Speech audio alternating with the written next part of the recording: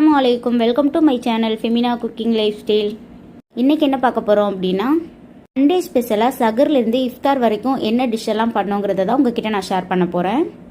Saturday night நான் வந்து தராவியை முடிச்சுட்டு நான் வர்றப்போ என் ஹஸ்பண்ட் எனக்காக சர்ப்ரைஸாக பிரியாணி செஞ்சுட்டு இருந்தாங்க. எல்லாமே ரெடி பண்ணிகிட்டு இருந்தாங்க. நான் அதை வந்து வீடியோவாக எடுக்க ஆரம்பிச்சிட்டேன். ஹஸ்பண்ட் கிட்ட ரொம்ப நாளாக நான் வந்து பீஃப் பிரியாணி கேட்டுட்டு இருந்தேன். அவங்க இடையில எனக்கு சிக்கன் பிரியாணி செஞ்சு கொடுத்தாங்க. ஆனாலுமே வந்து நான் பீஃப் பிரியாணி கேட்டேன் அப்படிங்கிறதுக்காக அவங்க எனக்காக அதை செய்ய ஆரம்பிச்சிட்டாங்க. இதை செய்கிறப்போ டைமை பார்த்தீங்கன்னா மணி வந்து ஒரு மணி இருக்கும் நைட்டு. ஒரு சைடு பிரியாணி மசாலா நல்லாவே வதங்கிட்டு இருக்கு. இன்னொரு சைடு வந்து சிக்கனுக்கு வந்து மசாலா தடவி எல்லாத்தையுமே பரட்டி வச்சுட்டாங்க. ஹஸ்பண்ட் செய்கிற பிரியாணி டோட்டல் ஃபேமிலிக்குமே ரொம்ப பிடிக்கும். அதே மாதிரி ஃப்ரெண்ட்ஸு சர்க்கிளில் என் ஹஸ்பண்டோட ஃப்ரெண்ட்ஸு சர்க்கிள்லேயுமே எல்லாருக்குமே பிடிக்கும். அந்தளவுக்கு இவங்க பிரியாணி ரொம்ப சூப்பராக செய்வாங்க. இவங்களுக்கு பிரியாணி செய்கிறதுமே ரொம்ப பிடிக்கும். பரோட்டா, வெட்டிங் ஸ்டைல், கேசரி, அதுக்கப்புறம் chicken biryani, mutton biryani, beef biryani எல்லாமே சூப்பராக செய்வாங்க. ரொம்ப அல்டிமேட்டாக தாறுமாறாக கலக்கிடுவாங்க. எல்லாருக்குமே அவங்க செய்கிறது பிடிக்கும். அல்ஹம்துலில்லாஹ் அந்த அன்னைக்கு சகருக்குமே வந்து சூப்பராக வந்திருந்தது பிரியாணி. உங்களுக்கு பார்த்தாலே தெரியும்னு நினைக்கிறேன். அதுக்கப்புறம் சகரும் நல்லபடியாக வச்சு முடிச்சாச்சு. என் ஹஸ்பண்டும் என் பையனும் வந்து பள்ளிக்கு கிளம்பிட்டாங்க தொழுகிறதுக்கு. அதுக்கப்புறம் நான் தூங்கி எழுந்திரிச்சிட்டு என்னோட வேலையை நான் ஸ்டார்ட் பண்ணிட்டேன். இஃப்தாருக்கு சண்டேங்கிறதுனால இன்றைக்கி கொஞ்சம் ஸ்பெஷலாக தான் நான் வந்து எல்லாமே வந்து இஃப்தாருக்கு ரெடி பண்ணியிருந்தேன். அதிகமாக வந்து நாங்கள் இஃப்தாருக்கு வந்து டிஃபன் ஐட்டமாக தான் எடுத்துப்போம்.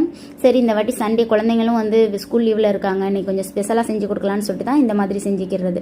ஏதாவது ஒரு ரெசிபி தான் நான் செய்வேன், அது ரொம்ப செய்ய மாட்டேன். இன்றைக்கி சண்டேங்கிறதுனால கொஞ்சம் ஸ்பெஷலாக செஞ்சேன்.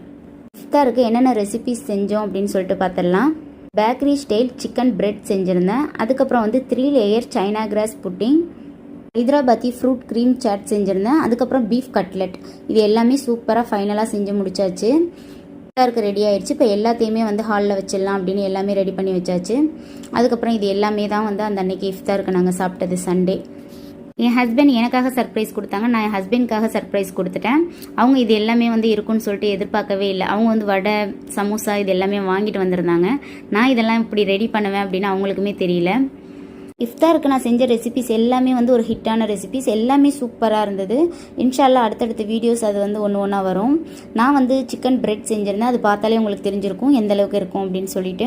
இப்போ நம்ம பார்க்குறது ஹைதராபாத்தி ஃப்ரூட் க்ரீம் சாட்டு, 3 லேயர் சைனா கிராஸ் புட்டிங், அப்புறம் பீஃப் கட்லெட். இது எல்லாமே தான் செஞ்சது. அல்ஹம்துலில்லாஹ் அந்த அன்னைக்கு வந்து இஃப்தார் ரொம்ப சூப்பராக போச்சு. என்னோட குழந்தைங்களும் இந்த ரெசிபிஸ் எல்லாத்தையுமே விரும்பி சாப்பிட்டாங்க. என்னோட ஃபேமிலிக்காக இன்ஷால்லா எல்லாருமே துவா செய்யுங்க. நானும் எல்லாருக்காகவும் துவா செய்கிறேன்.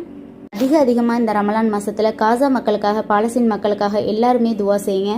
அங்கே உள்ள எல்லாருமே எல்லாத்தையுமே இழந்துட்டு தான் இருக்காங்க. நம்மளால அவங்களுக்கு வந்து துவா மட்டும்தான் செய்ய முடியும். இன்ஷால்லா எல்லாருமே அவங்களுக்காக துவா செய்வோம். இந்த வீடியோ உங்களுக்கு பிடிச்சிருக்குன்னு நினைக்கிறேன். வீடியோவை இதோட முடிச்சுக்கிடலாம். தேங்க்யூ ஸோ மச் ஃபார் வாட்சிங்.